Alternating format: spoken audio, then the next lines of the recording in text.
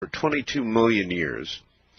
Then this person speculates, Chris, as a matter of fact, in Beaverton, Oregon, I guess, that fossil fuels may not entirely be comprised of what we thought they were. An ugly thought. In other words, we think fossil fuels are the dinosaurs. And maybe in part they are, but if humans have been here for 22 million years, maybe it's more than just dinosaurs. Yes, sir. The guy in Beaverton is correct. Uh-huh. Hey, I wanted to read something. I once asked Visayas what the definition of what our future was going to be as a race as I started to learn more and more about our history and who, they perceive us to be. Mm-hmm. And this was his response. Okay. This is supposedly our future.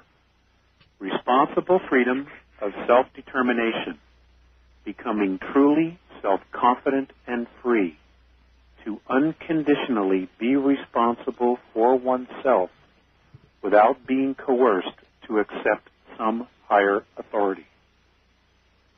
This is their definition of what our future as a race is supposed to be. All right. Here's somebody writing from Grand Rapids, Michigan. Art, where's Woodstock, Michigan? I've been here 25 years, and I've never heard of Woodstock, Michigan. Where do I find it on the map?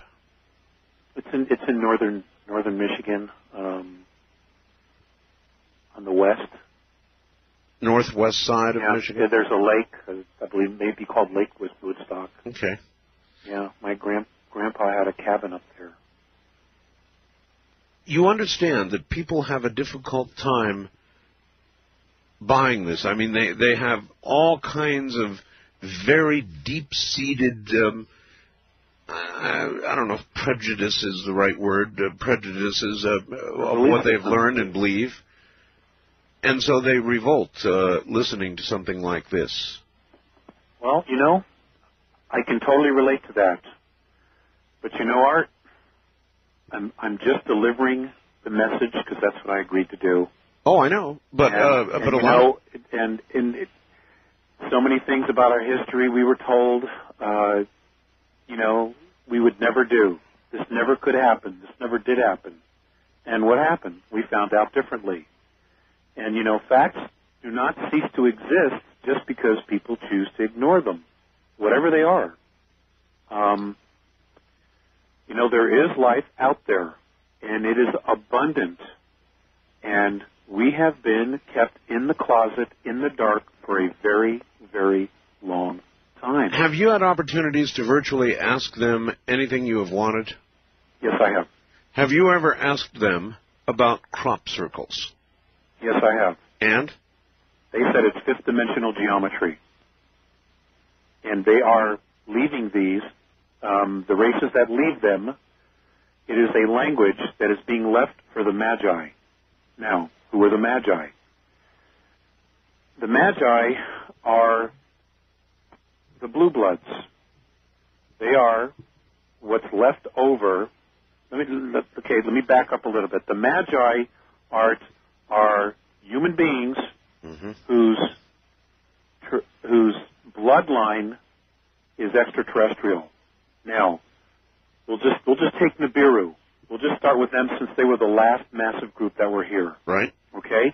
When they left, many of the males, and I believe the Bible even refers to this, the sons of God, admired the females of men, or the daughters of man. Yes. They slept with them, Art. They left offspring. Yes, I know. Okay, but they were considered half-breeds. They were not allowed to go with their fathers back to the home planet. That's why we had the flood, right? That's exactly right. They tried to wipe out everything, but some survived. And those that did survive were given technology and a specific bloodline. Now, they have survived. You have your blue bloods of Europe. They always try to marry within the same lineage. Okay? Mm-hmm. There are others that we know nothing about. Most of our political figures, most of our historical figures were nothing more than puppets for the Magi, for these ruling elite who are half extraterrestrial, who have extended lifespans. Now, let's talk about, and I want to bring up a quote here by Winston Churchill. Okay.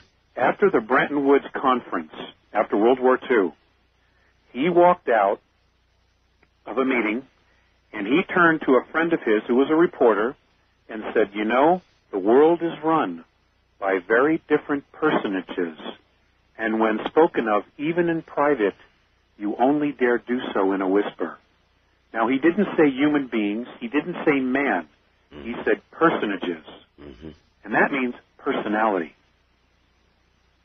That was a very significant statement, and it was his way of trying to say he knew that there was a whole other element of control going on here that nobody else knew about. And I know this is very difficult for people to understand. You know, and I'm sorry that you may have a difficult time with this. I'm not all that happy to have to tell you this. But this is just the way it is. It's just the way it is.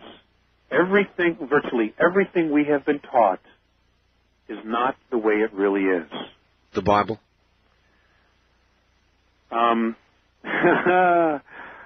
Oh boy, you want to go down that road, huh? Well, sure. I'm not afraid of any roads. I don't care. Okay. Sure. I mean, look. Let us begin at the beginling. Genesis. It tells us about creation, supposedly. Yes, it does. But you know, understand that. Art, the God of the Bible, both in the New Testament and the Old Testament, are extraterrestrials. End of story. That's who they are. They're extraterrestrials. So then, the Bible, with regard to Genesis particularly, it's the Cliff Notes version of part of our history. And I know a lot of people have trouble with this. I know. You know, and they're going to. And again, you know, I'm sorry. But that's what I've been told, and I know for a fact that that's true for me. I know for a fact that it's true. They were extraterrestrials. So they are our creators. Well, you're talking about the physicality. You're talking about creating, manipulating physical form. Yes. Okay? There's a whole other element to us, and that's our multidimensional souls. That they did not create, and in fact, the Andromedans themselves don't know exactly where the archetype of the original soul actually comes from. Aha! That's what I was going to ask next. In other words, do they worship a deity, or do they simply puzzle at a creation that precedes them?